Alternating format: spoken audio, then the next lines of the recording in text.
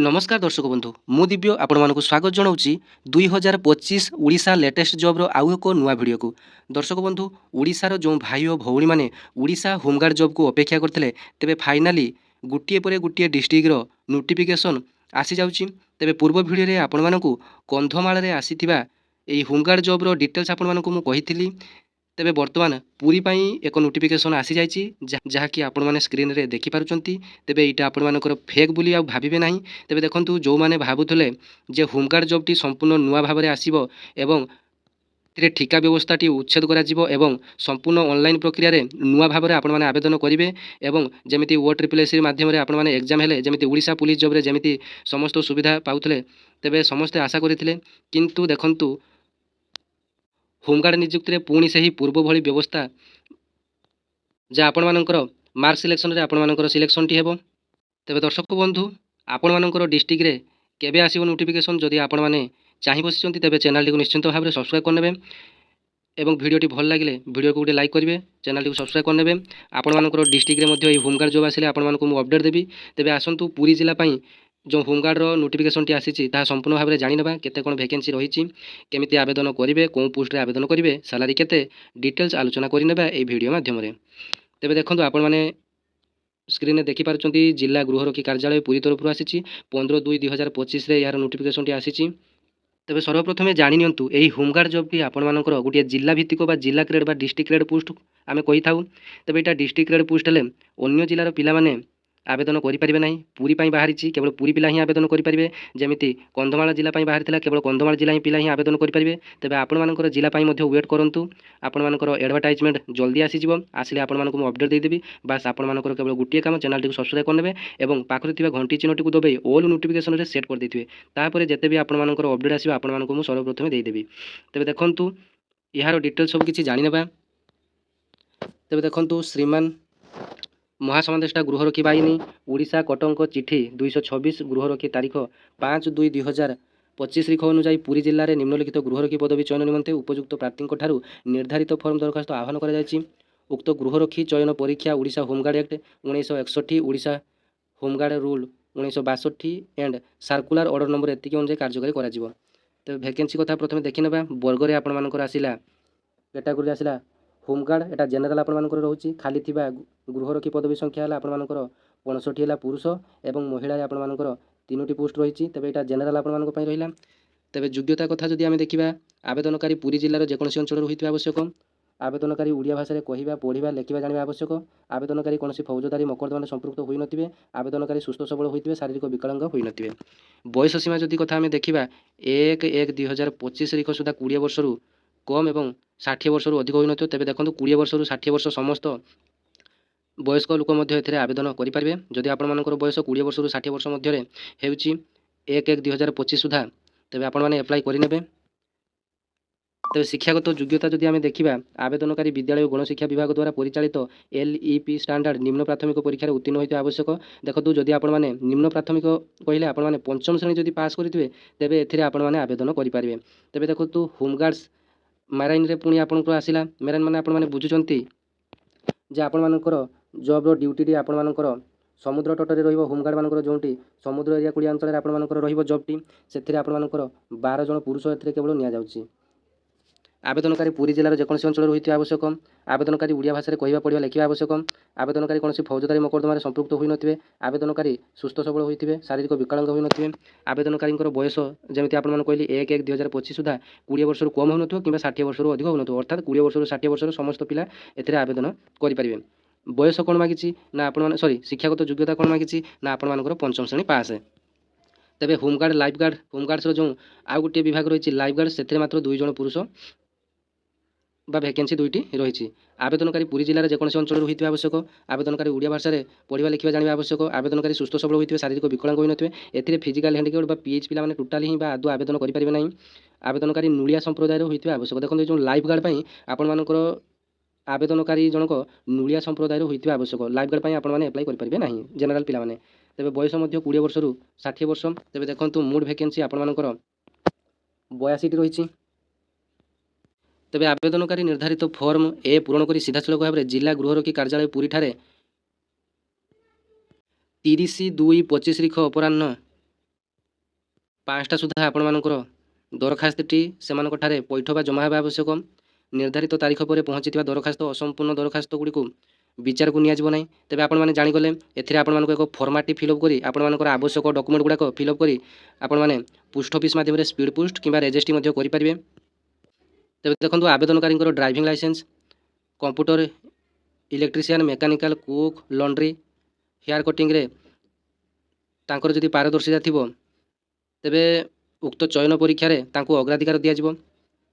ଯଦି ଆପଣମାନଙ୍କର ଏମିତି କିଛି ବିଶେଷ ପ୍ରତିଭା ଥାଏ ତେବେ ଆପଣମାନଙ୍କର ଯେତେବେଳେ ଚୟନ ପରୀକ୍ଷା ହେବ ସେଥିରେ ଆପଣମାନଙ୍କୁ ଅଗ୍ରାଧିକାର ମିଳିବ। ଯେଉଁ ଆବେଦନକାରୀ ଉକ୍ତ ଗୃହରକ୍ଷୀ ପଦବୀ ନିମନ୍ତେ ନିଜର ଆବଶ୍ୟକତ ଯୋଗ୍ୟତା ପ୍ରମାଣ କରିବାରେ ବିଫଳ ହେବେ ସେମାନଙ୍କୁ ଅଯୋଗ୍ୟ ବିବେଚିତ କରାଯିବ। ଏତଦ୍‌ବ୍ୟତୀତ ଚୟନ ପରୀକ୍ଷାରେ କୌଣସି ପ୍ରକାର ସିଲେକ୍ସନ୍ ବୋର୍ଡ ଯଦି ଅନୁଭବ କରନ୍ତି କୌଣସି ପ୍ରାର୍ଥୀଙ୍କର ଗୃହରକ୍ଷୀ ପଦବୀ ପାଇଁ ଆବଶ୍ୟକ ଯୋଗ୍ୟତା ନାହିଁ ତେବେ ସେ ପ୍ରାର୍ଥୀଙ୍କର ଯୋଗ୍ୟତା ରଦ୍ଦ କରାଯାଇପାରିବ। ତେବେ ଏହି ଫର୍ମଟି ଆପଣମାନଙ୍କୁ ସମ୍ପୂର୍ଣ୍ଣ ଭାବରେ ଫିଲ୍ଅପ୍ କରିବା ପାଇଁ ପଡ଼ିବ। ଆସନ୍ତୁ ଆପଣମାନଙ୍କୁ କେମିତି କ'ଣ ଫିଲ୍ଅପ୍ କରିବା ଡିଟେଲ୍ସ ତାହା ଭିଡ଼ିଓ ମାଧ୍ୟମରେ ଆପଣମାନଙ୍କୁ ମୁଁ ଜଣାଉଛି। ତେବେ ଭିଡ଼ିଓଟି ଆପଣମାନଙ୍କ ପାଇଁ ଟିକେ ଲଙ୍ଗ୍ ହୋଇଯାଉଛି ତେବେ ଆପଣମାନେ ସ୍କିପ୍ କରି ମଧ୍ୟ ଆପଣମାନେ ଦେଖିପାରିବେ ଯଦି ବୋରିଂ ଲାଗୁଛି। ତେବେ ଦେଖନ୍ତୁ ଆପଣମାନେ ଯେତେବେଳେ ଆପ୍ଲାଏ କରିବେ ପ୍ରଥମେ ବାଁ ପଟରେ ଆପଣମାନଙ୍କର ଫର୍ମ ଆଡ୍ରେସ୍ ରହିବା ଅର୍ଥାତ୍ ଆପଣମାନେ ଆପ୍ଲାଏ କରୁଛନ୍ତି ଆପଣମାନଙ୍କର ଏଠି ଆପଣମାନେ ଏଇଟା ଗୋଟେ ଯଦି ଏନଭଲପ ଆମେ ଧରିବା ବା ଖାମଟିଏ ଧରିବା ଏଇଟା ଆପଣମାନେ ଏମିତି ଭାଗ କରିଦେବେ। ତାପରେ ଆପଣମାନଙ୍କର ଯେତେ ଯାହା ସବୁ ଡକୁମେଣ୍ଟ ଅଛି ଏଇ ଫର୍ମାଟ୍ ସହିତ ଆପଣମାନେ ଏଥିରେ ଭର୍ତ୍ତି କରିଦେବେ ଏଇ ଖାମରେ।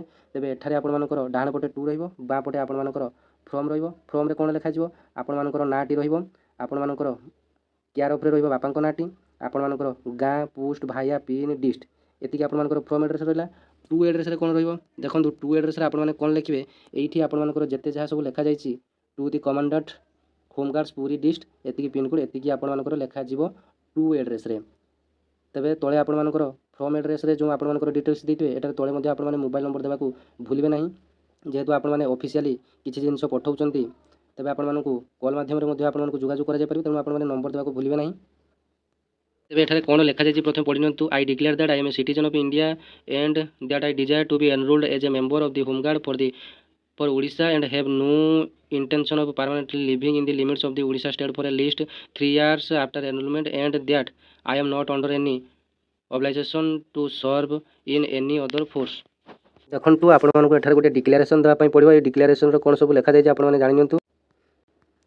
I understand that if any emergency I shall be liable to be called out on duty at any time and for any period and in any part of the state of the Odisha। ଯେତେବେଳେ ଆପଣମାନଙ୍କର emergency ପାଇଁ ଡକରା ହେବ ଆପଣମାନେ ଛୁଟିରେ ଥିଲେ ମଧ୍ୟ ଆପଣମାନଙ୍କୁ ଆସିବା ପାଇଁ ପଡ଼ିବ ଏବଂ I shall be liable to undergo training and attend parades in accordance with the order of my superior officers। ଦେଖନ୍ତୁ ଆପଣମାନଙ୍କର ସୁପରିୟର ମାନଙ୍କର ଅର୍ଡ଼ର ଆପଣମାନଙ୍କୁ ମାନିବା ପାଇଁ ପଡ଼ିବ।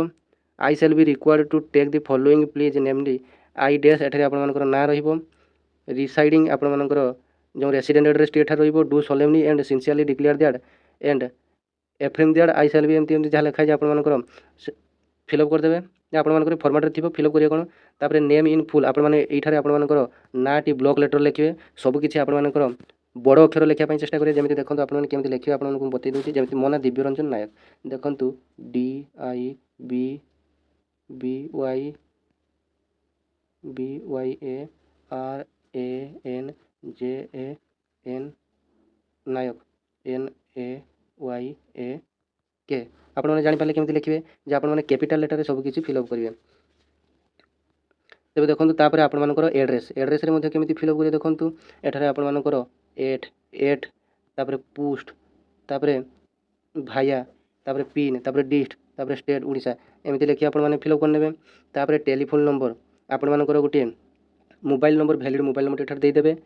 ଡେଟ୍ ଅଫ୍ ବାର୍ଥରେ ଆପଣମାନଙ୍କର ଡେଟ୍ ଅଫ୍ ବାର୍ଥ ଦେଇଦେବେ। ପ୍ଲେସ୍ ଅଫ୍ ବାର୍ଥ ଟାଉନ୍ ଆପଣମାନଙ୍କର ପ୍ଲେସ୍ ଅଫ୍ ବାର୍ଥରେ ଆପଣମାନଙ୍କର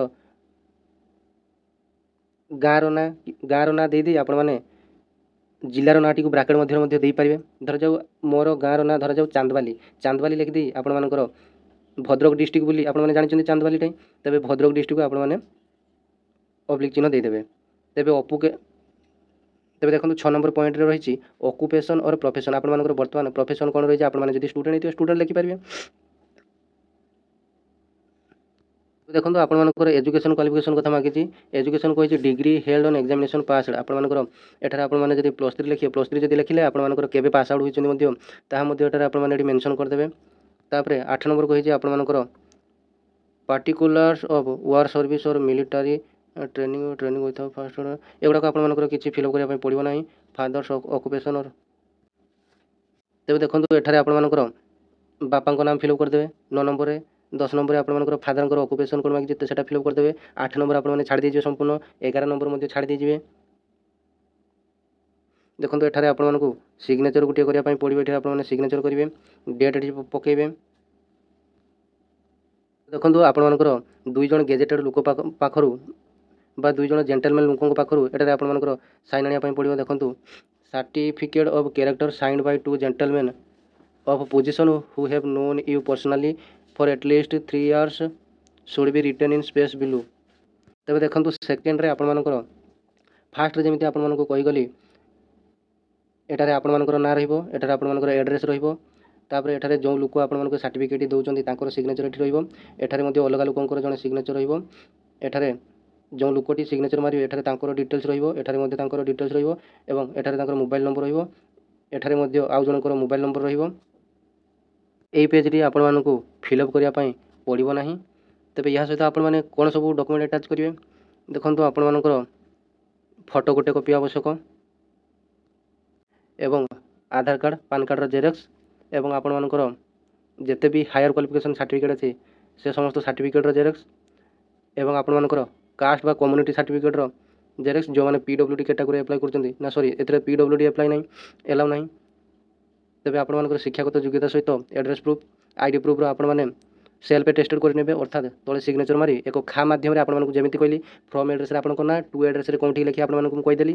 तेज होमगार्ड जॉब आपर गोटे कॉन्ट्राक्चुअल जॉब भी आपने जानते पूर्व जमी कॉन्ट्राक्चुअल मध्यम काम कले दरमा ना जमी आपने जानते तेज एवं से ही व्यवस्था ही निजुक्ति होती।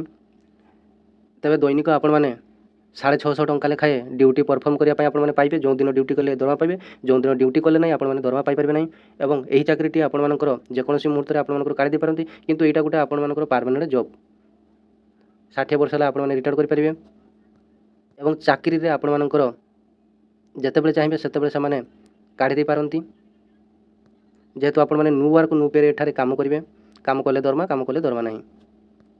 तेरे एप्लाई करनी आपको जमी भाव में डेट कहली डेट पूर्व आपने एप्लाई करनी एपाई आपर एक लिखित परीक्षाटी हो पाए। तेज लिखित परीक्षा से कष्ट आपको आसब ना जेहेतु एटार आपर पंचम श्रेणी को भित्ति योग्यता को नि जाऊँगी। तेज आशा करवा आपर एग्जाम टी आपर बेसी कष्ट हो न पारे। तेज प्रत्येक डिस्ट्रिक्ट एमती होमगार्ड जॉब डिटेल्स जानापी चैनल को सब्सक्राइब करनी घंटी चिन्हटी को दबाई ऑल नोटिफिकेशन सेट कर दिंतु जितेबाला जहाँ अपडेट आसो तेज आपको सर्वप्रथम देदेवी। धन्यवाद।